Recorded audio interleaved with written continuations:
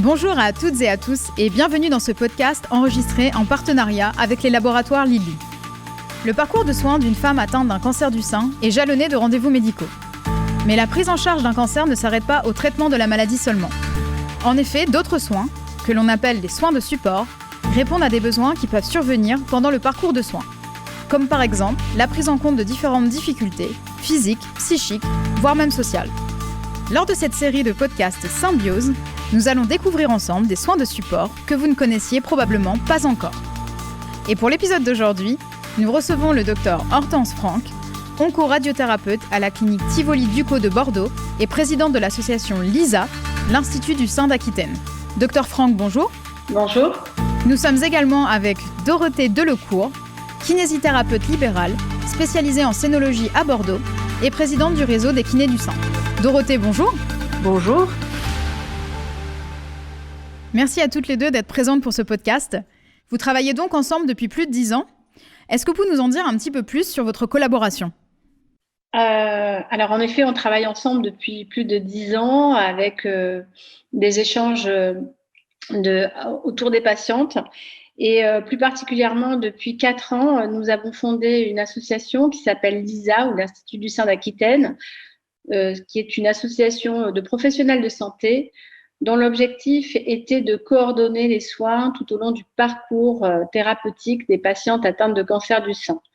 C'est un parcours de soins complexe que les patientes assimilent souvent à un parcours du combattant. L'objectif était de pouvoir coordonner nos soins et tout particulièrement les soins de support. Dans ce cadre, les kinés avec qui nous travaillons, et en particulier Dorothée, se sont très vite impliqués pour pouvoir proposer leurs soins spécifiques dans ce parcours et également pouvoir réaliser un maillage du territoire et permettre aux patientes de pouvoir avoir accès à ces soins au plus près de leur domicile. Dorothée, comment intervenez-vous dans ce maillage ?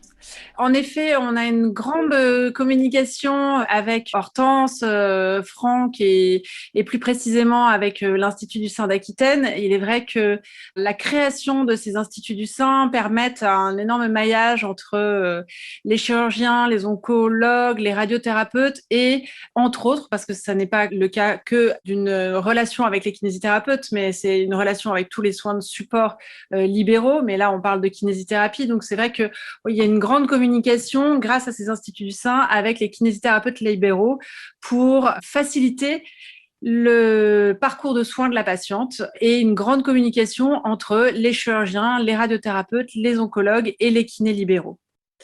En parallèle de ça, a été créé il y a un petit peu moins de 2 ans le réseau des kinésithérapeutes du sein, qui est national et qui regroupe à peu près 800 kinésithérapeutes qui sont spécialisés en scénologie et qui permet un maillage très important sur toute la France et une communication avec tous les instituts du sein ou tous les professionnels de santé et les oncologues, chirurgiens, radiothérapeutes, tout ce qui est en relation avec la scénologie et le soin des patientes dans le cadre d'un cancer du sein.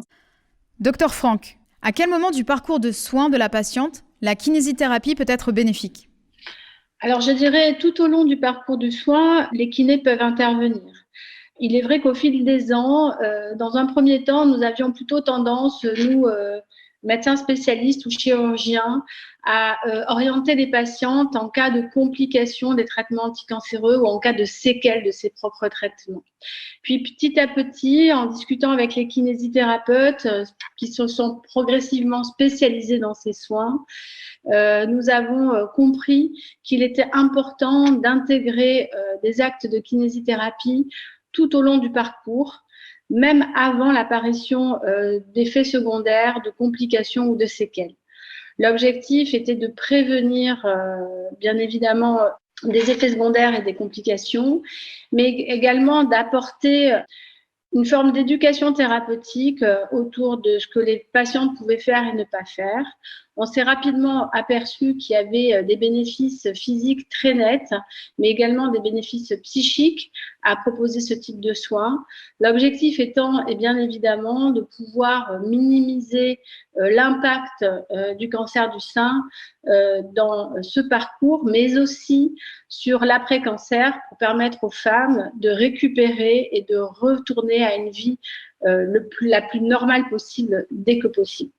Il est important de savoir que le kinésithérapeute peut intervenir à peu près dans toutes les étapes de la maladie. Donc, en préopératoire, du geste que j'appelle moi curatif, c'est-à-dire la mastectomie, la tumorectomie, ganglion sentinelle, curage axillaire, de voir la patiente 1 ou 2 fois avant cette intervention chirurgicale permet de pouvoir lui expliquer beaucoup de choses sur ce qu'elle va pouvoir faire après en termes de mouvement et pouvoir la rassurer sur le fait qu'on va être présent en post-opératoire.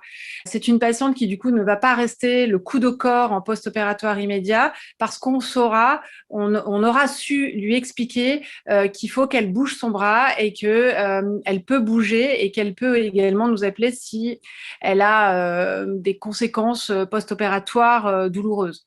On intervient également en post-opératoire à J3 semaines, mais on peut aussi également intervenir pendant la radiothérapie, puisqu'on peut intervenir autour du sein. On s'occupe également des cervicales, du thorax dans son ensemble, de la limitation de l'épaule, de la récupération de l'amplitude de l'épaule, du diaphragme. On va pouvoir vraiment un petit peu chouchouter ces patientes et les accompagner pendant tout le long du traitement de la maladie, c'est-à-dire radiothérapie, chimiothérapie, préparation à la reconstruction et en post-opératoire de reconstruction. La kinésithérapie, ça accompagne la patiente tout le long du traitement et ça optimise les soins du chirurgien. La chirurgie, il y a vraiment un effet bénéfique sur la chirurgie. La kinésithérapie, aujourd'hui, est trop assimilée au drainage de la fatigue manuelle et à la récupération articulaire de l'épaule. On a des recommandations de l'HAS qui sont de 2012 et qui recommandent la kinésithérapie en cas d'œdème et de récupération articulaire de l'épaule. Or, il y a tellement de choses à faire en plus de l'œdème et de la récupération articulaire de l'épaule. À noter également que depuis la technique du ganglion sentinelle, on a quand même beaucoup moins d'œdème. Et ces patientes qui n'ont pas d'œdème et qui n'ont pas de problème d'épaule, alors très souvent, malheureusement, n'ont pas de prescription de kiné et errent avec leur douleur et leurs séquelles de fibrose au niveau du sein. Et c'est dommage parce qu'on peut faire quelque chose pour ces patientes.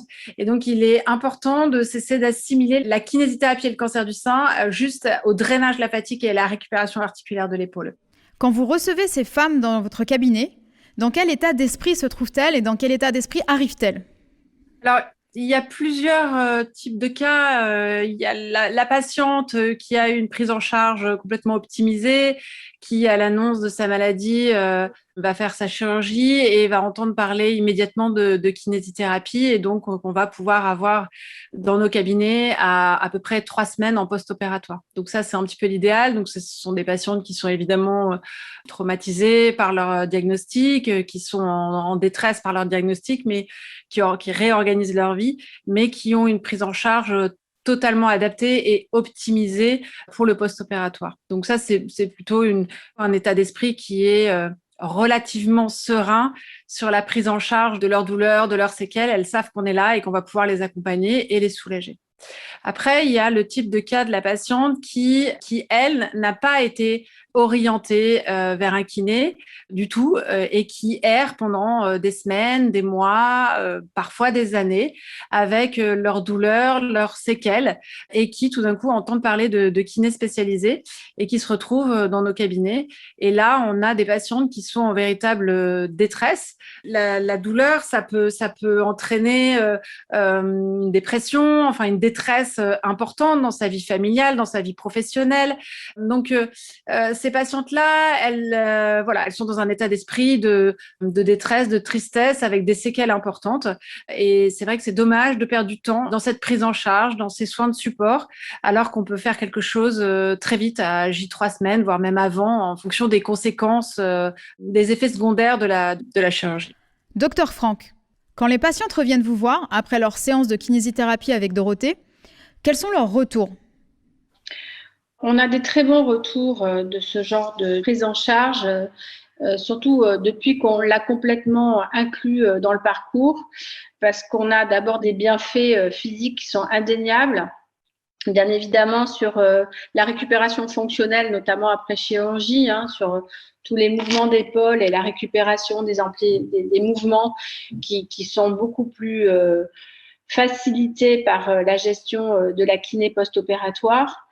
Mais également tous les soins que peuvent prodiguer maintenant, qui se sont beaucoup développés, des soins qui sont de la gestion de la fibrose ou de l'œdème liés soit à la chirurgie, soit à la radiothérapie, qui sont des effets secondaires qui sont générateurs de douleurs et de désagréments assez impactants pour la vie quotidienne. Donc ça, on a énormément de retours positifs sur l'amélioration que peuvent apporter les kinés. Bien évidemment, cette fibrose, ces œdèmes, ces rétractations cicatricielles, quand elles sont diminuées, diminuent considérablement les douleurs. C'est ce que expliquait Dorothée.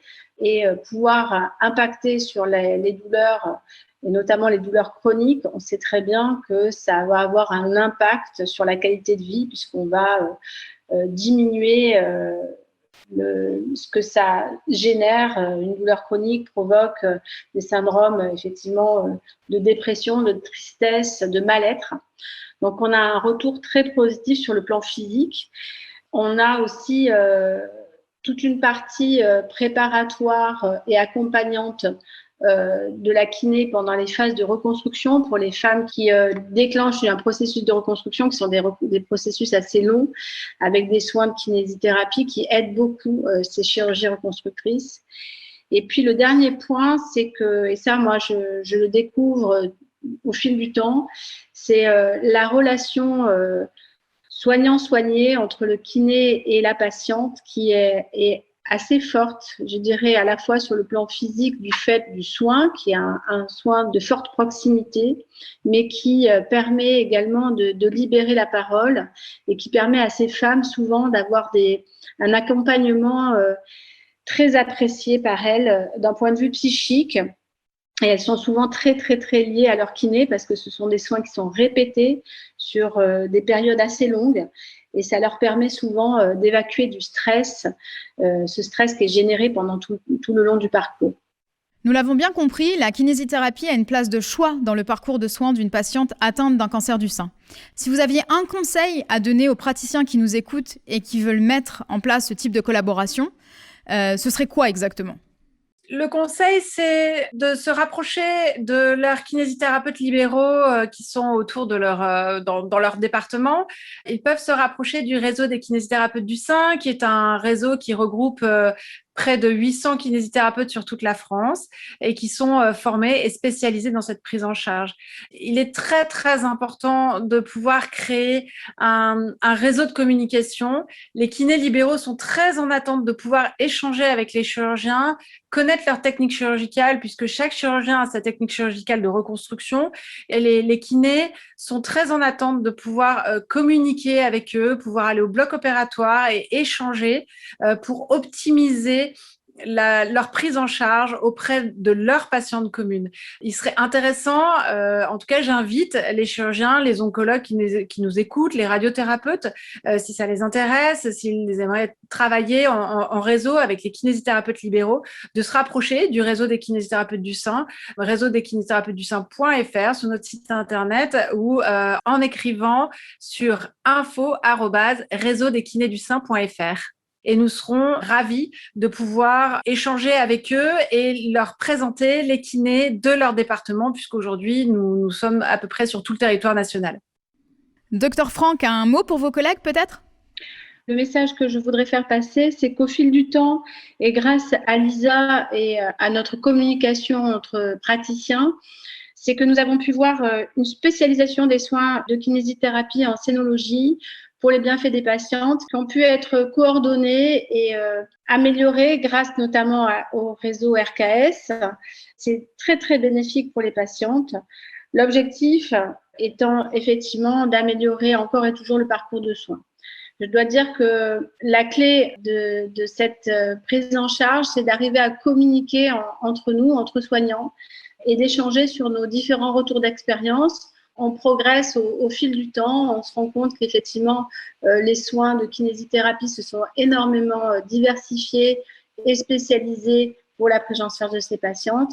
Et on progresse encore puisqu'on se pose des questions qu'on ne se posait pas il y a quelques années sur la place de la kinésithérapie, notamment en préopératoire, pendant la radiothérapie, pendant la chimiothérapie, avant, pendant et après la reconstruction. Et je crois que même après cancer, on peut considérer que la place de la kiné reste tout entière.